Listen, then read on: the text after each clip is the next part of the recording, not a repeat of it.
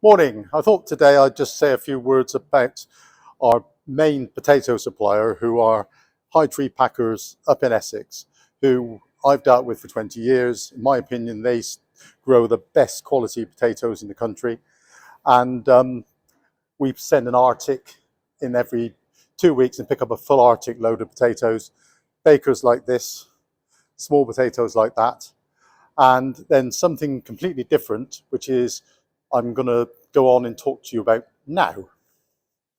Anyway, because they're our favourite supplier and our buyer and I were heading in their direction the other day, we decided we'd call in for a chat. And what I expected to be a fairly mundane meeting, I discovered to my astonishment that their core business is not in the UK, that their actual predominant volume of potatoes is exported to the Canary Islands.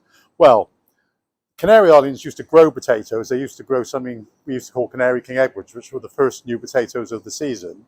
But with a global economy and things have changed over the years, and first new potatoes now come from Israel, they stopped growing potatoes and they now grow higher value products like tomatoes and cucumbers instead. So because they still eat potatoes, they had to get them from somewhere, and High Tree Packers export a vast, well, nearly all of the potatoes to the Canary Islands, he told me. He actually also said they have containers going from the City of London port, a constant stream to the Canary Islands, which takes 2 weeks to get there.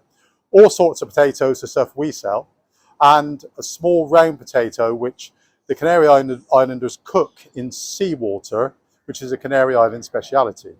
Anyway, that was interesting enough. And then the other thing he said is, because traditionally the Canary Islanders always put potatoes in hessian sacks, like these, that they still pack them all in hessian sacks. And I thought it would be really nice that instead of putting our spuds in paper bags, that we had them in hessian sacks, because they can breathe better, they keep better, and it's a smaller bag, it's only 15 kilos, so it's easier for our drivers to handle them. So bizarrely, we now have 10 tons, I think it is here, of a washed white potato with Spanish writing on the bags because they were going to Spain, with Mr. Potato on the front, and I don't know whether we can get a close-up of this, the Heritage Fine Food label on, washed and packed in the UK. So there you go.